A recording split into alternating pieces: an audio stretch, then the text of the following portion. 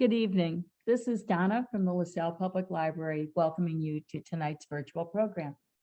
Before we begin, let me just remind you of the 3 programs that we have on the screen right now. Upcoming tomorrow evening at 7 o'clock, different time, different day, in conjunction with the Illinois Libraries Present, we are offering an evening with Sylvia Moreno Garcia.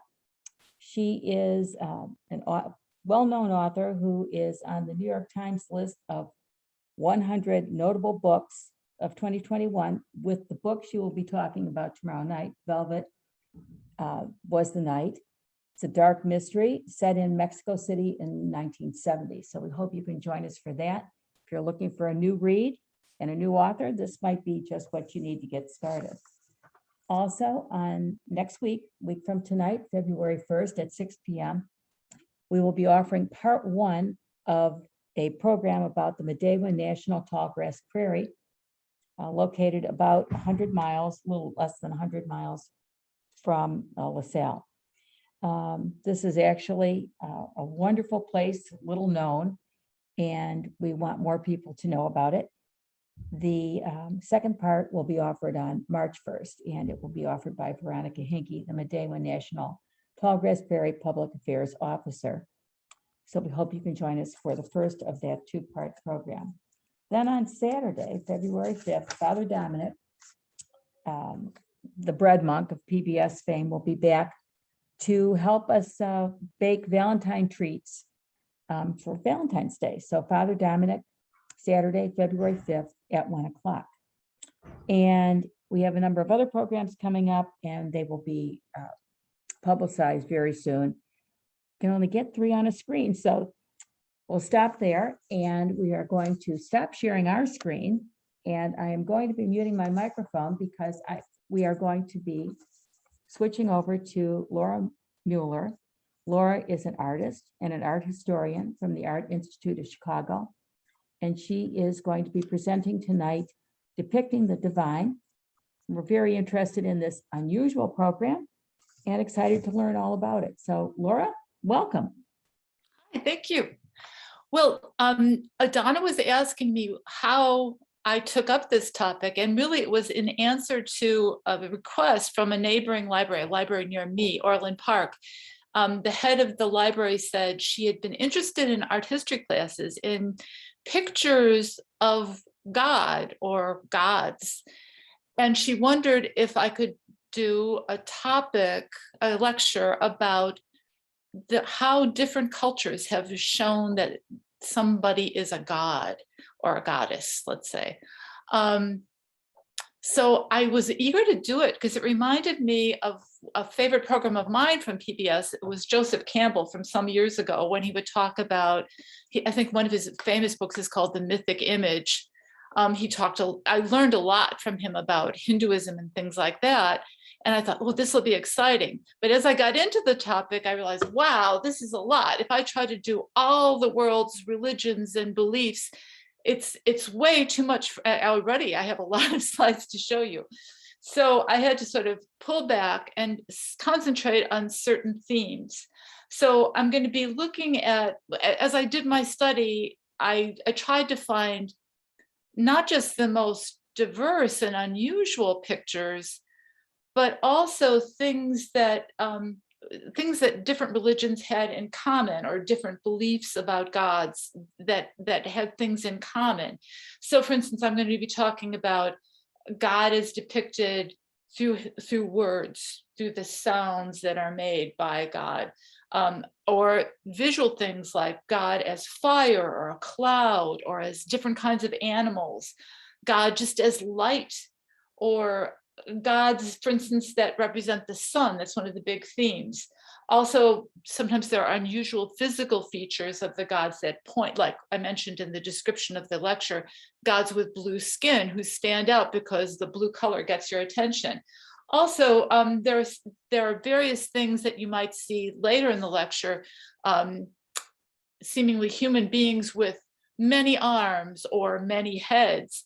All of this to show this is not just a normal human being, this is a god that the artist is trying to show you. And we'll talk about child gods too, and even size of gods, small gods, big gods. So I'm thinking that I'll take questions at the end of the lecture, but you're free to put them in chat as they occur to you. I probably won't look at the chat until the end of the lecture, because maybe some questions will get answered along the way. So let me go to share screen, and I'm going to start showing you some of the pictures. I have to say, I'm coming at this from the perspective of an art teacher and an art lecturer, which is what I did for many years at the Art Institute.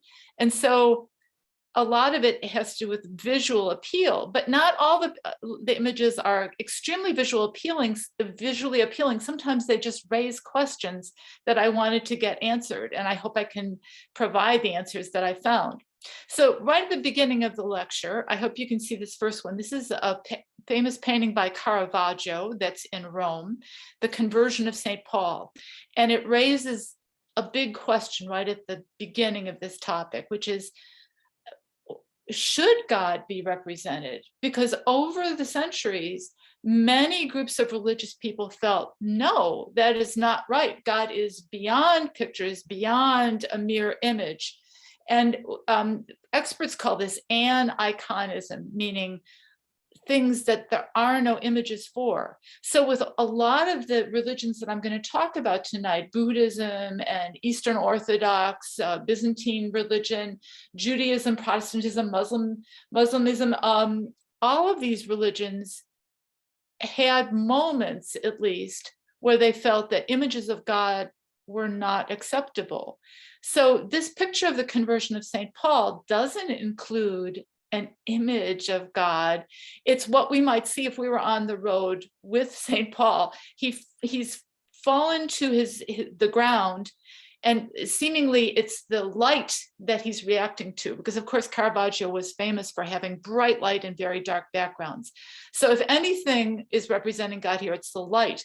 But we see just a man who's been thrown to the ground and who's having some experience that we can't completely understand unless we know the story of St. Paul. So you're going to see at the beginning a few images which indicate God in a sort of roundabout way. So for instance, this one is a little bit of a big Buddhist relief, a sculptural relief. And what you're seeing is, although it doesn't look very three-dimensional, this is a throne. Here's the seat part, or actually this is the footpad part for Buddha.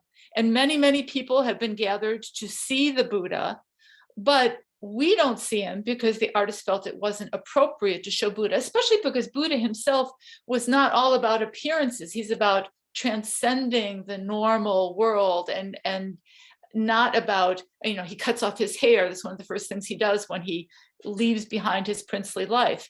So how is Buddha indicated here? Well, he's indicated by the seemingly empty throne, but it's not completely empty, because on the footrest are these footprints of the Buddha. It was said that the Buddha on his hands and on the bottoms of his feet had a many-spoked wheel, which was about the wheel of Dharma, about the right way to live. So this image that you can see one of the followers is touching here is an indication of the presence of Buddha. We just don't see him. We just see some of the marks that identify him. And the same kind of thing happens in Christian churches. This is a beautiful church in Sicily, Monreale. And let me get the date for this. This is 12th century AD. And in Monreale, we're seeing indications of maybe not just Jesus, who's indicated by the cross, but certainly the Holy Spirit, part of the Trinity, is actually shown as the dove, as usual. And then this is again a throne with a place for the feet of God to sit. So it may be actually an image of the Trinity in Christianity, God the Father, God the Son, and the Holy Spirit. But theoretically, the writing here indicates that this is an empty throne in heaven awaiting the second coming of Christ. So Christ is the big focus of this image, although Father and Holy Spirit are also indicated here. This is a big mosaic on high above, the congregation. Now, Islam is usually most connected to the idea for many people of the proscription of images, because of course there are things that Islam is a religion of the Abrahamic tradition. So they share the interests that Christians and Jews have in the Old Testament. And in the Old Testament, there are prescriptions about not creating images of God.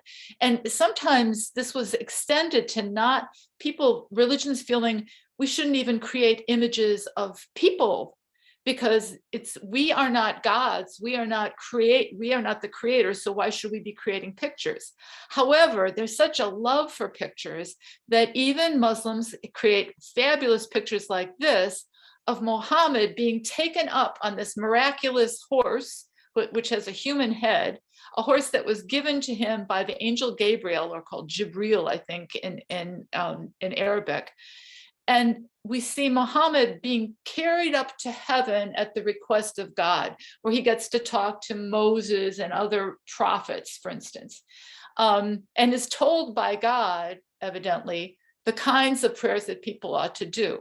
But if you look really carefully here, you see that while we can see the faces of the angels and the faces of the Barak, this strange horse that's carrying him, we cannot see Muhammad's face. Now, Muhammad is not God. That would be sort of a sacrilege to say that, but Muhammad is a sacred figure. So just as with Buddha, Buddha also is not a god, but all of the iconography, all of the symbols that we normally look for connected to a divine figure surround the idea of Muhammad. So here Muhammad's face is covered by a veil. We're not supposed to see him.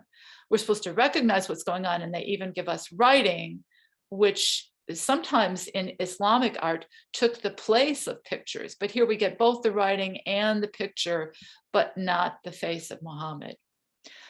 This incident, by the way, is called the night journey of Muhammad. It was supposed to have all taken place in one fantastic night. Now, to represent Judaism, I'm going to a place that is now destroyed, sadly. When I was going to art history class as an undergraduate, we would hear about Dura Europos. And Dura Europos was a town, a border town in the Roman Empire. It's in what is now Syria, but at that time it was at the extreme edge of the Roman Empire. And it had a synagogue, it had Christian churches. It was multicultural, as a lot of Roman Empire places were.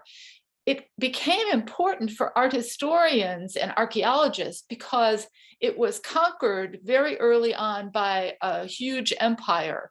And because it was so, badly damaged, the people abandoned it, and it soon became covered by sand and mud. And only later did people rediscover this town. But it was very exciting for archaeologists because it didn't show all the things that would happen if a city lived for a long time, like Rome, all the changes that had been made. It showed a city sort of caught in time when it was uncovered. So this is a picture from the synagogue, the Jewish synagogue in Dura Europos, and it's showing a scene from the Bible. It's Ezekiel. It's a vision that the prophet Ezekiel had of the valley of dry bones, where God is supposed to be talking to him and saying, prophesy to these people. How do we see God here? God is represented only by his hand, because very often in Old Testament writing, we hear about the right hand of God, the right arm of God. That is sort of like God's power in the world. So the artist, not wishing to be disrespectful, indicates God just by a gigantic hand in the sky. And this happens over and over again in these many frescoes that were put on the wall of the synagogue. It was a Jewish way of indicating God without being disrespectful and showing a whole God. Let's see. So this is carried out, this idea of the hand coming out of the sky, also in Christian churches, like this church of San Vitale in Ravenna, Italy. This is a Byzantine church, and again, we're seeing a mosaic. So here, this is an indication that Moses, who's identified here by the writing, is being addressed by God. He's having a vision of God. And this is when Moses was sort of not a great prophet already. This is Moses in front of the burning bush. And you have to really look carefully, but in Mosaic fashion, early Mosaic fashion, these are the little flames of the bush that burns forever but doesn't get consumed. And Moses is told, he hears a voice. We are told in the Bible that he sees the hand, but the hand is indicating the voice. You can tell he's turning to look at the hand. And the voice is telling him, remove your shoes because this is sacred ground. So he's untying his sandal here. And eventually we're going to see other pictures of the burning bush where Moses actually hides his face because he's showing respect for sort of the, God making himself known to him. But here we're getting the hand of God at least indicated. Now, here's another famous painting, this one by Rembrandt, much later than the San Vitale image, of the hand, probably the hand of God, doing the writing on the wall in a very famous incident. So I have to quote this.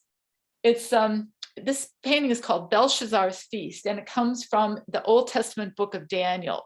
Now, Belshazzar's father, Nebuchadnezzar, had stolen a lot of sacred vessels of the Jews.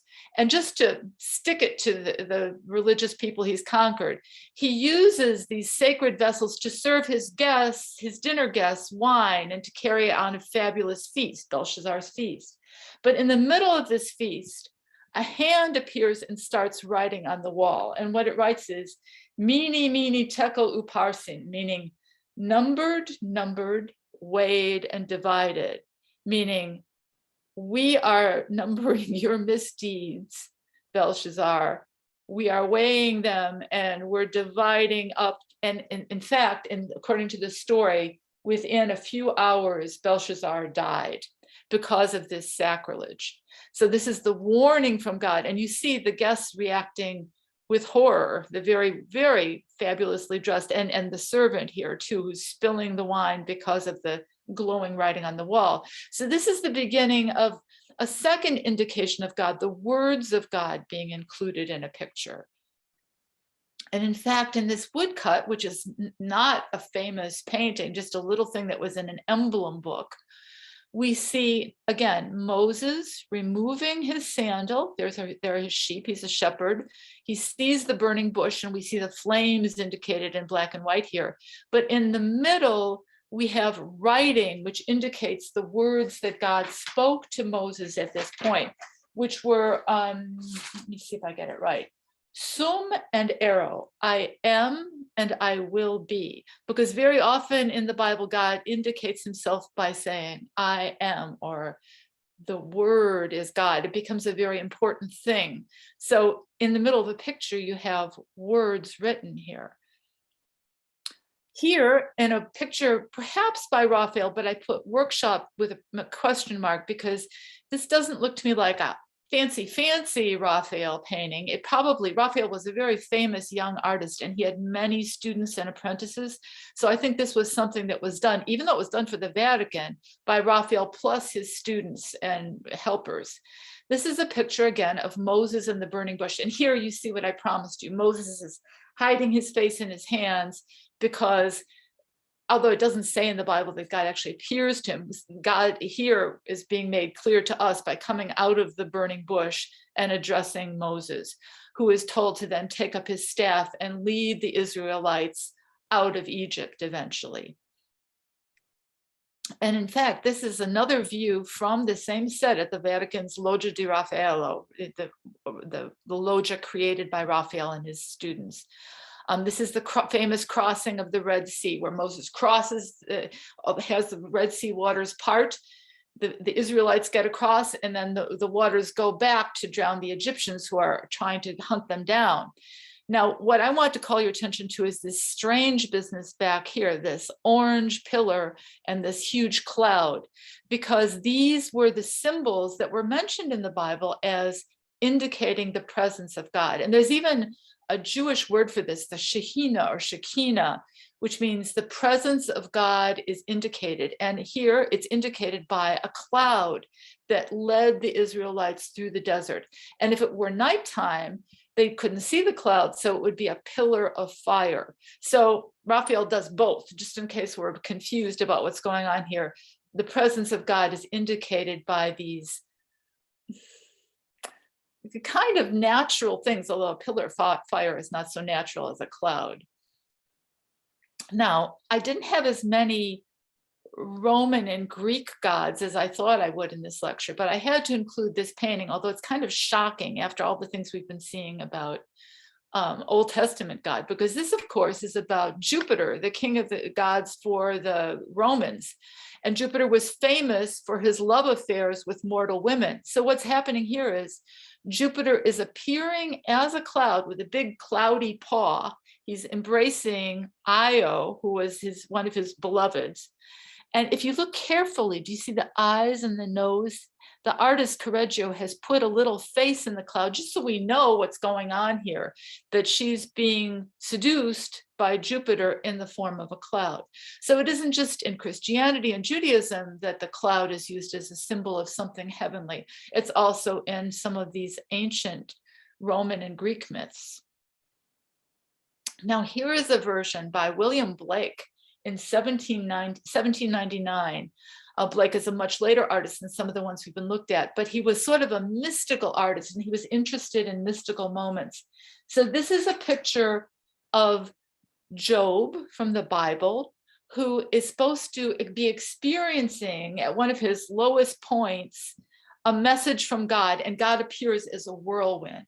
And I thought this was really, if you're into sort of mystical views, this is really a wonderful way of creating the impression of a whirlwind, but making it out of a series of angels who surround God.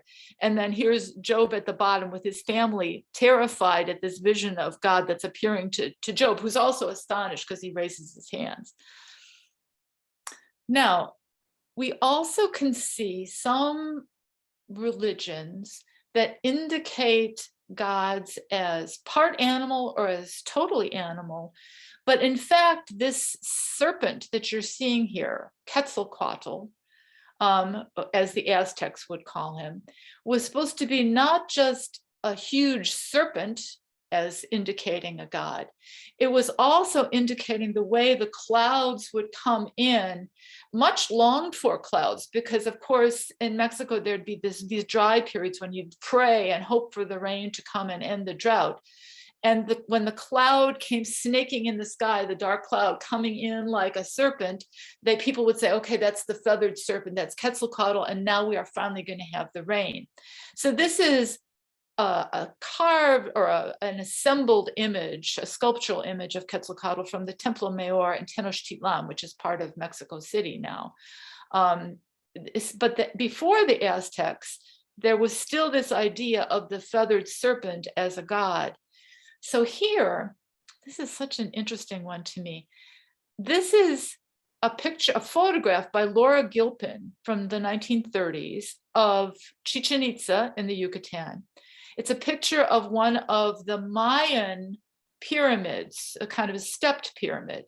But I hope that you can see here the phenomenon that she's trying to show us. These pyramids were designed so that at the spring equinox and the fall equinox, the shadows and light would give the impression of Quetzalcoatl, or a huge serpent, slithering down the side of the pyramid and coming to earth. And you even get a sort of sculptured head of him here at this moment. And you see that it's a wonderful photo too, because it indicates the rain that's supposed to be going on now. The rain clouds finally coming in to bring the rain. So we have another early image, well, it's an image of a pyramid that was very old, but from the 1930s photograph of Quetzalcoatl being sort of enacted. Now, other animals that have been used to represent God can be quite unusual. For instance, the deer or the stag here in particular, because this is a picture of an early Renaissance picture of Saint Eustace, who may have been a Roman general, according to legend. He may also have been someone from Turkey, because this legend is so unusual. They've tried to track it down in early Turkish legends. It was said that this Roman general, who had a different name at that time, not Eustace, was out hunting. And suddenly the stag that he was hunting appeared to him with the crucifix on his antlers. And he, just like St. Paul, he heard a voice addressing him saying, change your ways, become baptized, follow me. And then later he was warned of all the bad things that would happen to him and his family, but he immediately did become converted and started to, he was no longer following the Roman gods, he was following the Christian God. Now, the idea of the stag as an image of God is odd. Of course, here, there is a connection between the antlers and the crucifix. It makes a kind of visual sense.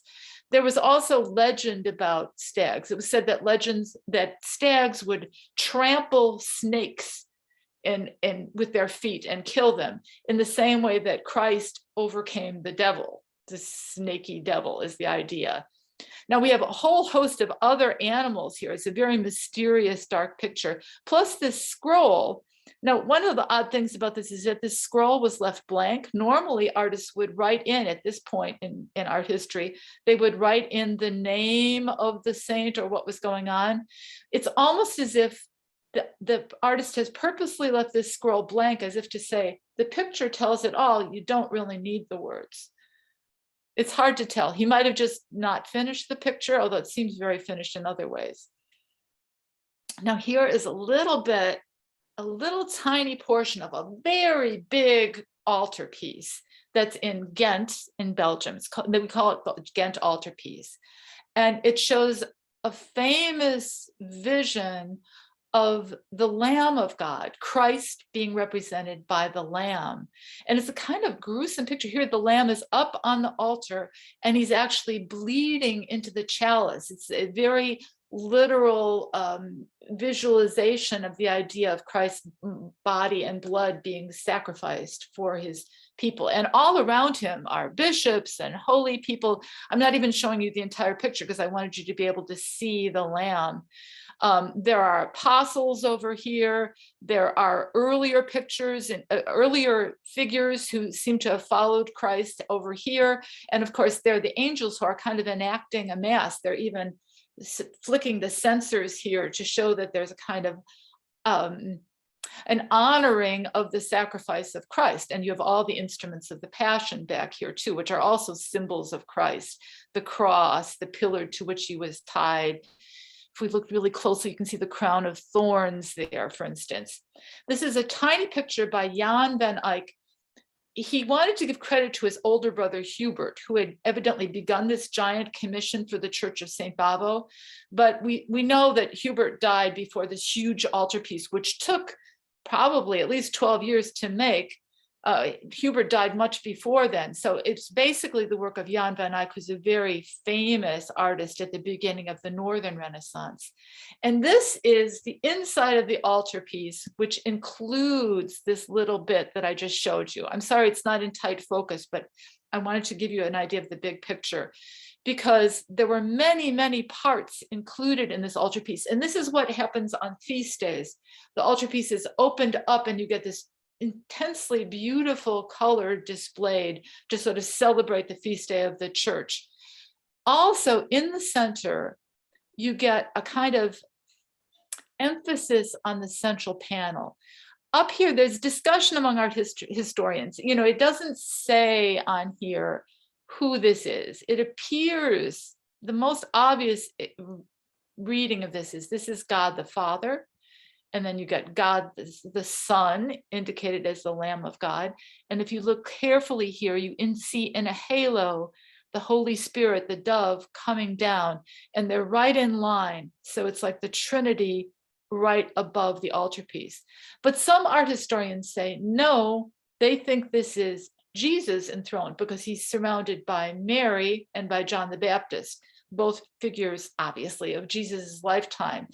So it may not be the Trinity, but there's certainly this emphasis on the center of the picture and God as an animal image and another animal image, and then in a human image. And I'm going to show you an extreme close-up of this, because I realized that I mentioned that God is sometimes symbolized by a pelican, which might seem really weird, but there were odd beliefs about pelicans in medieval times. This is right at the end of medieval times. And behind this close-up, this is the central figure that we were looking at up above in the altarpiece, God the Father, or Jesus enthroned. If you look at the brocade behind him, do you see a bird that's sort of bending over to reach his own breast or her own breast?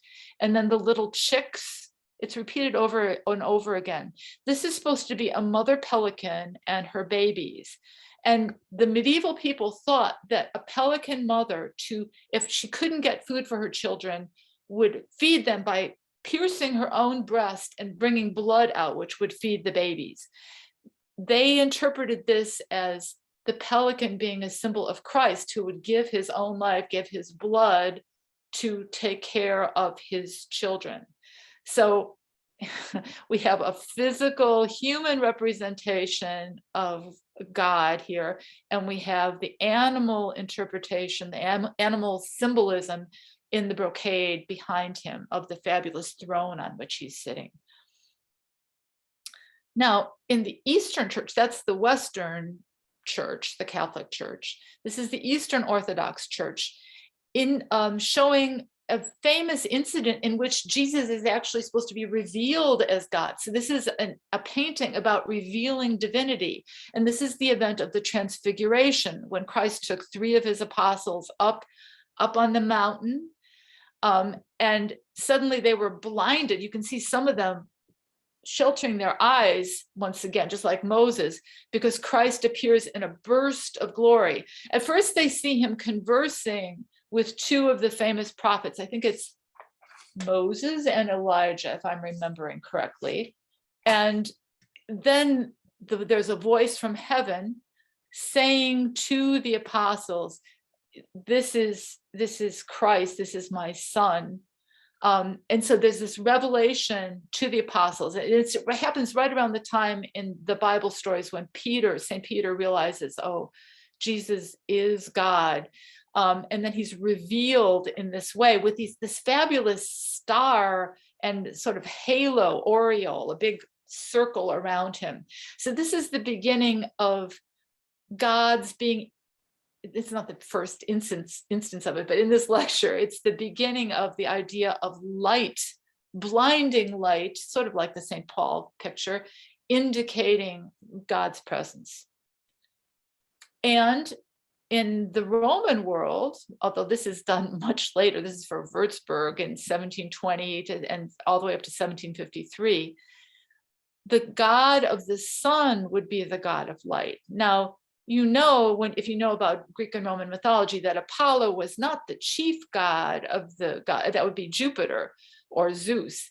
But here in the middle of this fabulous big fresco that goes over a huge staircase in a palace, Apollo sort of leaping into the sky with this huge mass of rays coming from him as the light coming into the world, and all around him are depictions of the 4 corners of the world.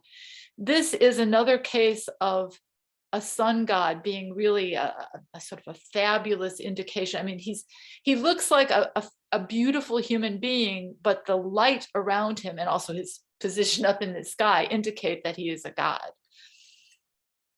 Here is a more traditional, perhaps, a representation of Apollo in his sun Chariot. And up in front of him, we have Aurora, the goddess of the dawn. And you see she's pushing away the dark clouds and dropping white flowers, which indicate the rays of the sun down to the earth, which we see down below.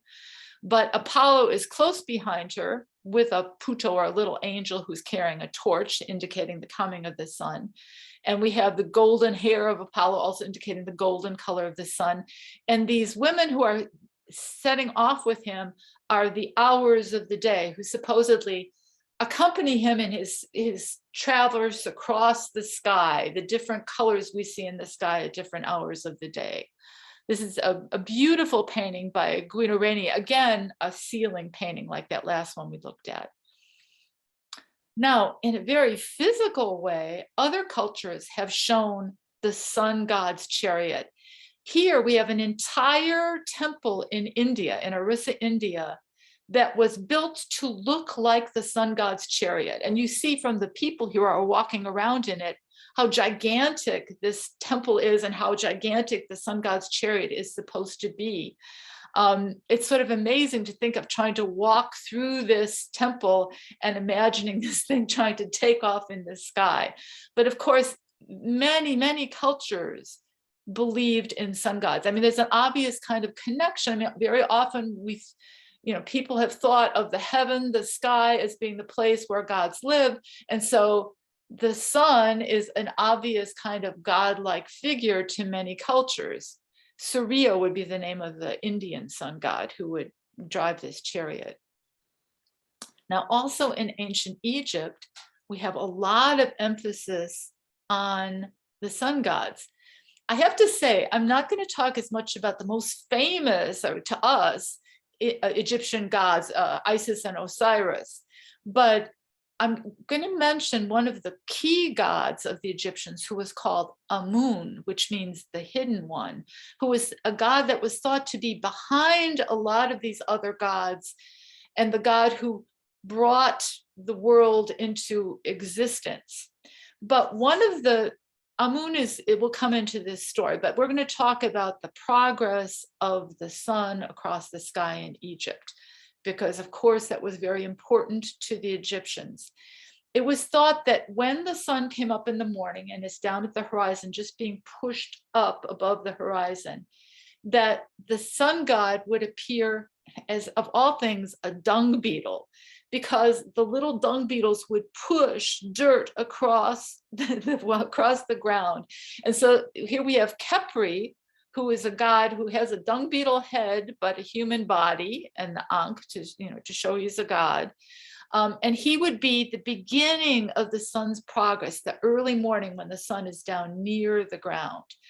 As the sun got higher in the sky, it was thought that there was a sun chariot that was being driven by these different incarnations of the gods.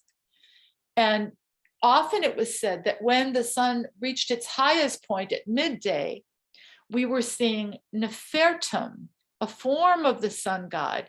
Nefertum is an interesting character. He's basically a child god. He was the child of two other gods whom we're going to see in a picture later in the lecture. And it was thought that Nefertum was brought by his parents to rise from a lotus into the sky. And when Nefertum opened his eyes, he gave light to the world. Now, this is actually supposed to be a portrait bust of, the pharaoh Tutankhamun, but appearing as a god, because of course, one of the important things in Egyptian religion was the connection between the pharaoh and the gods. So here he's in the form of Nefertum. Also, and I don't have a picture of this, if it wasn't Nefertum who was at that highest point of the sun at midday, it was the god Re, and it's spelled R-E, like do, re, mi. Re was the sun god. That's what we normally see in Egyptian writings about Egyptian religion. Re is the sun god. So he is at his most powerful when he's at the top point. But the sun is eventually going to sink down towards that other horizon. And when it does, we often have Atum Re appearing as the sun god. Now, Atum is often shown with a ram's head, as here. And here you can actually see, I lied. It isn't exactly a sun chariot. It's a sun boat. It's a sun bark. So they're traveling on a vehicle through the sky like the chariot, but they see it as a boat.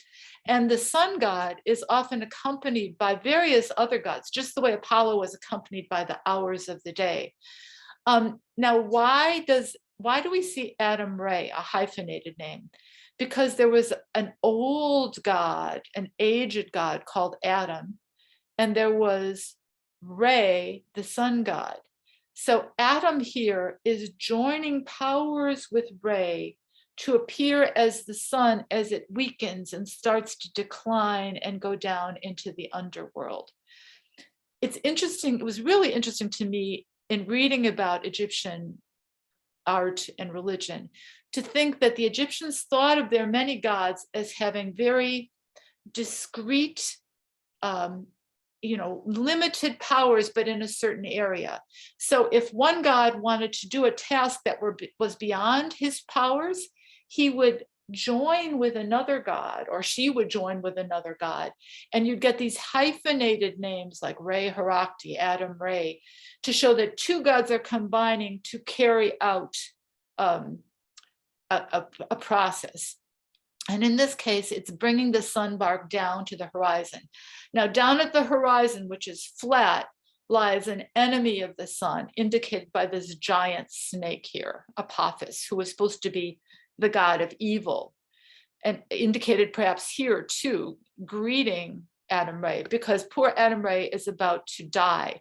It was thought that each night the sun bark would go down into this other world, and there would be a battle between Apophis, the snake, who was out to bring disorder to the universe and get rid of the very orderly process of the sun every day, trying to bring an end to all that. But with the help of other gods, including Seth, who was actually normally an evil god, Adam Re did die, but he was reincarnated every morning.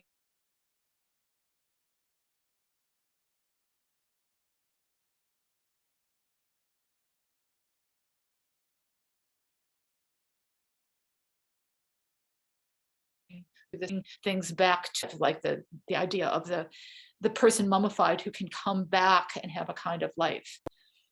Now, this is a strange connection here, but we're going to look at a Roman sect that also had a sun god who, as you can see, if you look carefully at this relief, this sculpture relief, he was a sun god. He took a ride in a chariot drawn by horses across the sky. And this god was Mithra. But Mithra was not originally a Roman god. He was a Persian god, a god from what we now call Iran.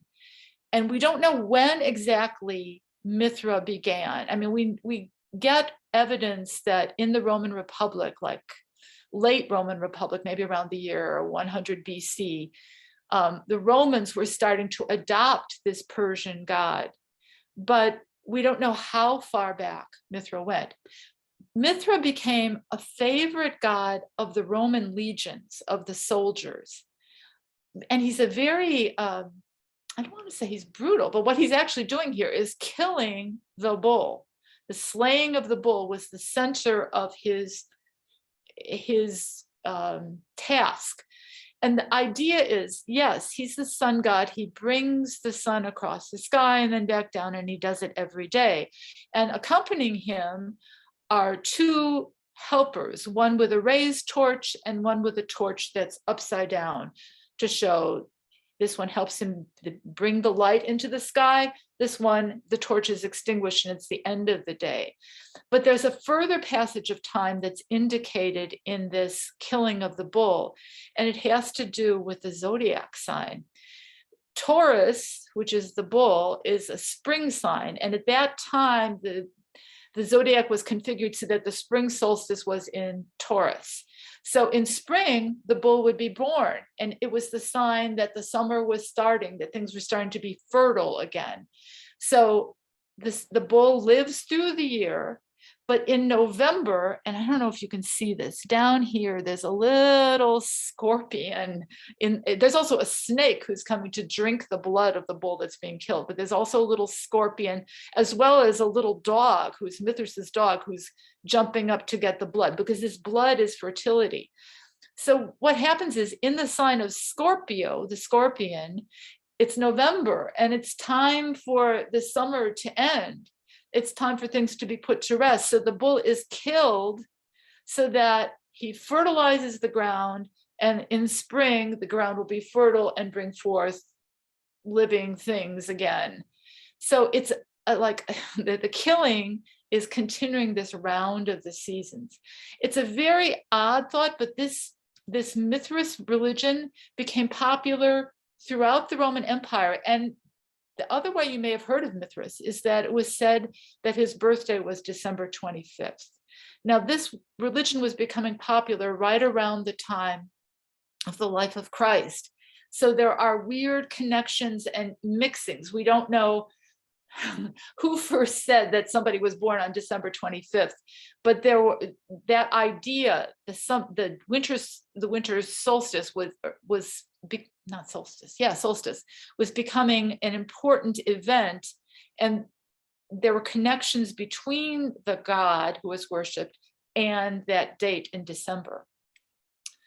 Now, and I forgot to say, let me go backwards for a minute. This religion, because it was the Roman legions religion, it spread incredibly. It wasn't just in Persia or in Rome. We found Mithraeums, which are the temples to worship Mithras, as far north as Scotland, because the Roman legions went to what is now Britain, and as far east as India. So it had followers for 400 some years. It was very, very popular religion, and it spread widely, just as Buddhism spread widely, started in India and then spread east, because of course the historical Buddha was an Indian prince.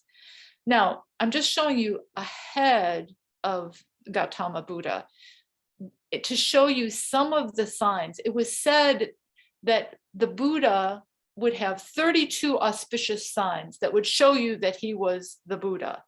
And you may recognize some of these signs. One of the signs is this extra little top knot on his head. The top knot indicates that once upon a time, when he was a young prince, he had long hair that would have been set up in a top knot up there. But for Buddhism, once he's attained enlightenment, the top knot is a symbol of his extra knowledge that's up there in that thing that was once like a ponytail or a bun. The rest of his hair is in little snail curls, because when he gave up his princely life, he cut his hair short, and then it regrew as little snail curls on his head. Another auspicious sign here is the third eye that's indicated there. Not as beautifully carved out as these real eyes that look like they were supposed to look like lotus petals to show how beautiful a young man he was. But the third eye is again a symbol of seeing more than the normal person, this extra power the Buddha had.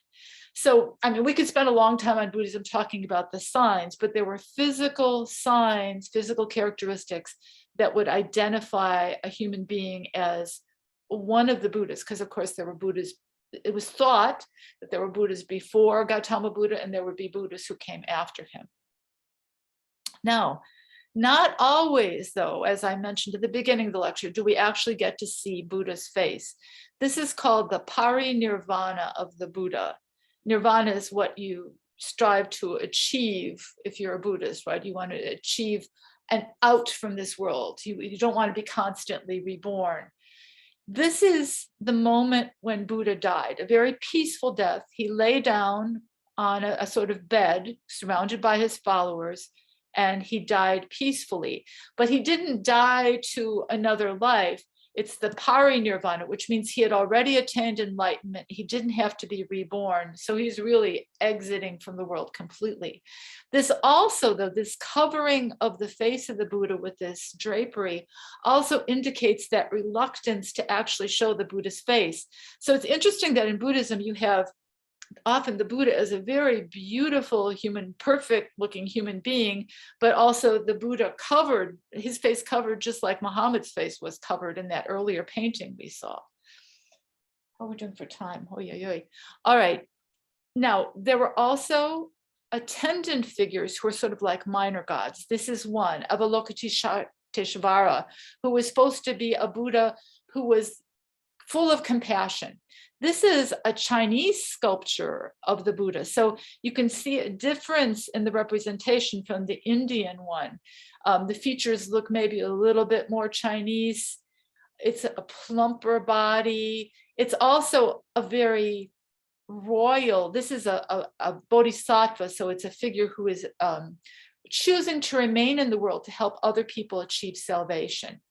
Now, as Buddhism went towards China, things changed.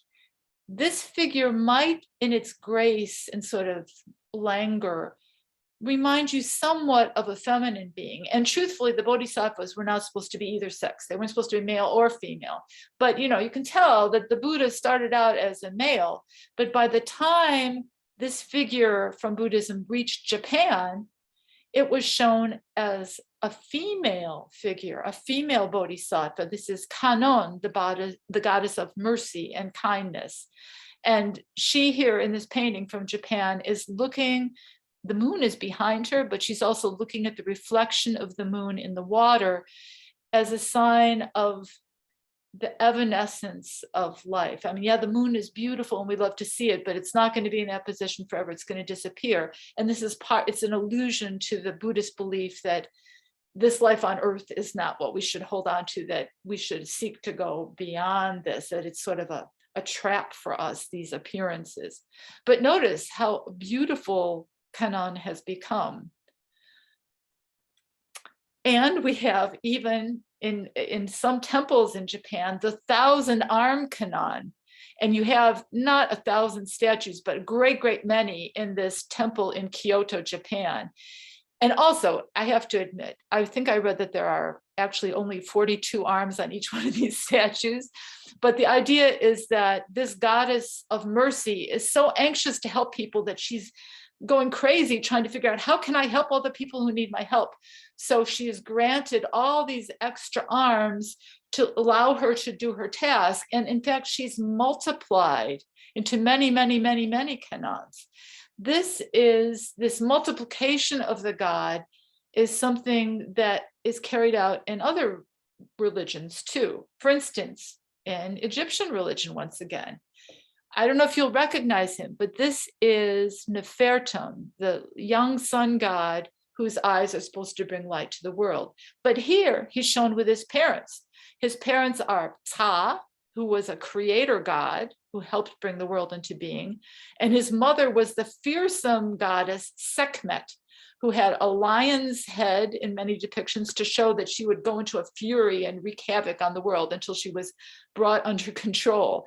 So what you're seeing here is an Egyptian triad. I mentioned that the Egyptian gods would combine, sort of gain one another's powers. Here, it was very typical to combine a family group. And the family groups were often associated with local gods, like these are the gods of Memphis, Egypt, Ptah, Sekhmet, and Nefertum. Other centers like Heliopolis, Hermopolis would have other family groups. It was usually father, mother, and then a male or a female child who is also a god or goddess. So we're having this sort of multiplication of the god, various beings embodying the various powers of the god.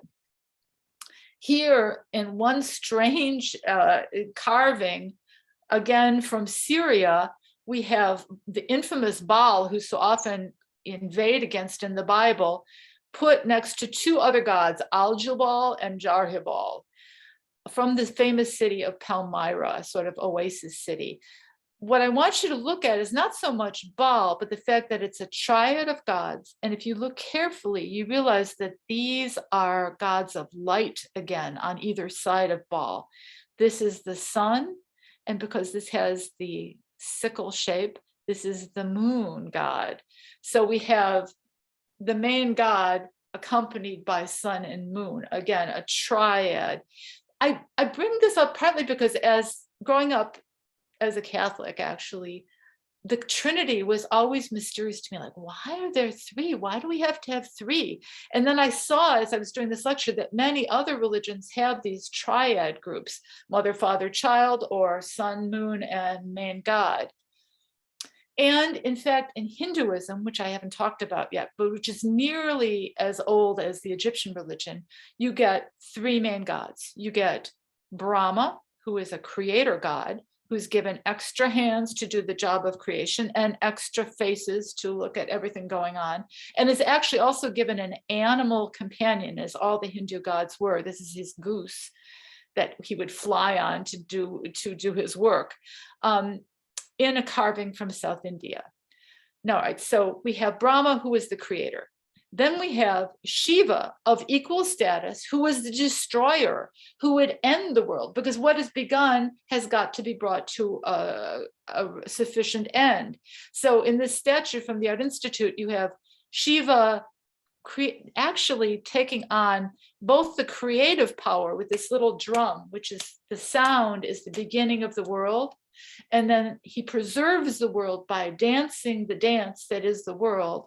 And then at the end of time, on his palm, he has a flame, and the circle that surrounds him is full of these little flames. They look like hands, but it's fire, because he's going to burn the world up. But he gives you a message with his hands. This hand says, stop, don't be afraid, because the world will start again. That's why he's surrounded by a circle. So why be afraid that I'm destroying it? Everything will happen again. And this hand, which is out pointed this way, is meant to look like an elephant's trunk, because the elephant leads you through the forest. It leads you on the right path, just as Shiva is. So now we've had a creator and a destroyer, but it was also thought essential to have a third for their triad, Vishnu, the preserver, who is shown here sleeping, because that's the work that Vishnu had to do to preserve the world, because Vishnu's dream is the world. And when he wakes up, the world ends for a while. So we see that here, it's not really connected to him, but from his navel, it was thought that a lotus came up. This is the lotus. And on that lotus is little Brahma, who's the creator. And over here is Shiva riding in on his bull with his wife for the destroyer. And you have various gods up here, all of them made subservient to Vishnu, whose size shows that he's the main god in this carving. His wife massages his legs so that he has good dreams and good things happen in the world. And these are human beings down here who are acting out one of the events that he's dreaming about. So again, you have a triad of main forces. Boy, I have 2 minutes. I don't know if I can show you many more. So we also have avatars in Hindu art. So for instance, here, this is supposed to be the blue skin god, even though he looks gray in this painting. This is to show that this is an incarnation of this god, Vishnu, because when Vishnu heard that there was a problem in the dream, he would, just the way we do in our dreams, he would take part in the dream. He would play a role in it. So here he's playing the role of Rama, a prince who's been exiled and who is seeking his wife who's been abducted. His brother Lakshman is here, but Lakshman was light-skinned, Rama had dark skin or blue skin. And they're grieving at the sight of the clouds coming in, because in the rainy season, they couldn't pursue their quest to help rescue his wife. Another incarnation of Vishnu in the world was as Krishna, who is a child god here, although Krishna did grow up and become an adult god also. But even as a baby, he was trying to put things right. So he's shown here as a chubby little toddler, perhaps, maybe not a baby, dancing on the head of Kalia, who's a giant snake, who was causing some problems. This is a hooded cobra, right? That's what's above the head of the snake. He was causing problems because he was exuding some kind of poison into the waters of the village. So Krishna, or Vishnu, dances on his head to teach him as a lesson. It's not supposed to hurt him. It's just supposed to teach him the right way to be. And again, Krishna's telling you, don't worry, I'm not hurting the snake. I'm just trying to show him. And Kalia backs off and says, okay, I understand. I'm going to stop doing this. Now, we also have child gods in Egyptian art. Here's Horus, the child of Osiris and Isis. And he's shown with his finger up to his mouth, like a little boy who would suck not his thumb, but a finger. He's got a side ponytail, which is what Egyptian children had. So there was, there were, when we saw Nefertum already, who was another child god for the Egyptians. And then here, once again, with Hindus, we see Krishna as a little baby on the cosmic ocean. And this is another parallel that I didn't bring out enough in talking to you, but many, many cultures believed that in the time between worlds, or before the world came into being, everything was a huge ocean. This belief was held by people as wide-ranging as the Mayans to the Hindus. to some of the Persians. There was this huge ocean, and this is the intermediate period when there is no world. But a sage who has been granted eternal life has been punished really to have eternal life. He sees the baby Krishna in the darkness of this cosmic ocean, this time between worlds. And he looks into Krishna's mouth and he sees the world appear in the mouth. That's the famous myth that this is being depicted in this little miniature painting. All right, I'm going to stop now because I'm not over time, but we will go over time if we do some questions. So let me go to the chat and see. Oh, people didn't see the video. I'm wondering, you can post a question now. Do you have questions about any of this or things that you would like to point out? And I'll give you a chance to think about this. And I can try to go back to one of the pictures if that would help. So just type your question in. Laura, this has just been truly remarkable. There's so much to gather while we're watching it. I think we need to do a replay 3 or 4 times to be able to grasp it all, or at least I do. Well, I'm waiting for folks to put something in the chat. What a wide range, and I'm sure there was so much that you couldn't possibly fit into an hour lecture. Yeah, that was one of my regrets, that I couldn't do Celtic myths or Norse myths, or, we just did a little tiny bit of, Central American stories. So yeah, the topic was really big, and that's why I tried to do themes of repeated things. Yeah, I feel like we need a semester. How about it, But you're going to have the lecture posted, aren't you? Yes, we are. And well, again, while people are thinking, if they have something now, let me say, if you don't have a question now, but something comes to you as you consider so much of what we learned tonight, please let the library know through our usual channels where you contact Rachel. We will get that question to Laura and get you some answers on that. I see there's someone in the chat right now. What does it say? Can we have a part 2? Very informative. I think we're going to have a part 2. And nice. we will cover that. We'll talk about that. One of the things I didn't include was goddesses. I mean, the women really got short shrift in this lecture, I'm sorry to say. We had Sekhmet, but we didn't. I mean, there are many goddess figures too. But again, something had to go in this lecture because it's very wide ranging. And again, I think there was a lot, and even though there was probably just a very tiny amount of what you could have put in it, and yet there's so much to consider. I know that repeated kind of Trinity theme and the light, the sun, that in and of itself is something that I know I want to think about it. I want to go back through the recording, which will be posted, and give that further thought. I know that you are going to provide us with a number of book resources and possibly some online links, and we will be posting those on the library website as well. Is there any particular book that you'd like to point us to, or? Wow, there's so many different ones, and I think I need to put up well, the Mythic Image by Joseph Campbell is really helpful because he tries to do some of this, like be very wide ranging and looking at different religions in the world. I thought, here, hold on a second. There's a series of books, new books. I have to take off my interlibrary loan sticker, by Thames and Hudson, the English company. This is the Egyptian myths, and they all are small books like this.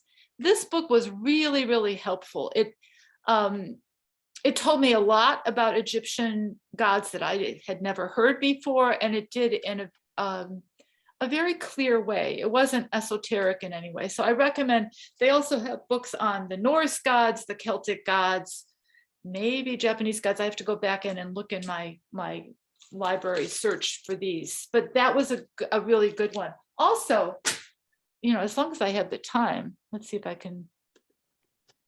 Yeah, I have these extra slides. I mean, when you were talking about the light, at the very end, I was going to say, here in an image from Monreale, you have God creating the sun and the moon. And you have to remember that the Bible begins with, I mean, or it's not the very beginning, but there's the words, let there be light, is part of what brings everything into being. And of course, probably I had to include this one. The most famous images of a god, I would think, are the ones by Michelangelo on the Sistine ceiling. This is, let me see if I can see without chat for a minute.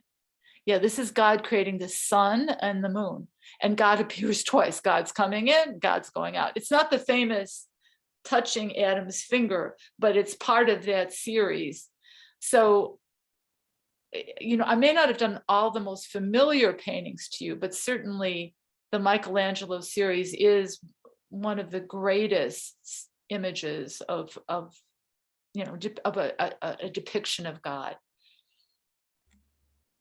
Well, it really is remarkable. And I see these themes. And again, I need to go through this at least one more time and consider these, because it's something I hadn't thought of. And admittedly, this isn't my field, but this was very thought-provoking for me and a lot to think about. Well, good. I don't see anything in the chat. So maybe questions will come later, and I would be glad to answer those by email. So, or, you know, through the library, however you want to do it. So if things occur to you, it would be interesting to me, in case I do the lecture again. I mean, it's nice to hear what people think about things and what things might seem confusing. That's always helpful to hear. So please do feel free to, you know, contact the library, who will contact me. Well, thank you, Laura. This has been just wonderful. I can't say enough about it. A topic that I knew little about. I don't know about our audience, but I'm sure we've all learned a great deal tonight, and we will pass the questions on to you, and we will post your resources online. Okay. I think that since we don't have any questions tonight, I think we will conclude now. Did you have any closing comments before we sign off for the night? No, it's just, I wish I could see everybody, you know, it would be nice to see you all, but I'm glad that you were there, and I'm glad you got to share this with me. I'm glad I got to do the lecture, because I really learned a lot. That was one of the interesting things about it, aside from being initially overwhelmed. That's right. There's always that part of it. Well, I think one day we will be in person again, somehow. In the meantime, we're going to rely on Zoom and wonderful lectures like this. So with that, I will say goodnight to our audience, and you, Laura. Thank you again. Good night. Good night.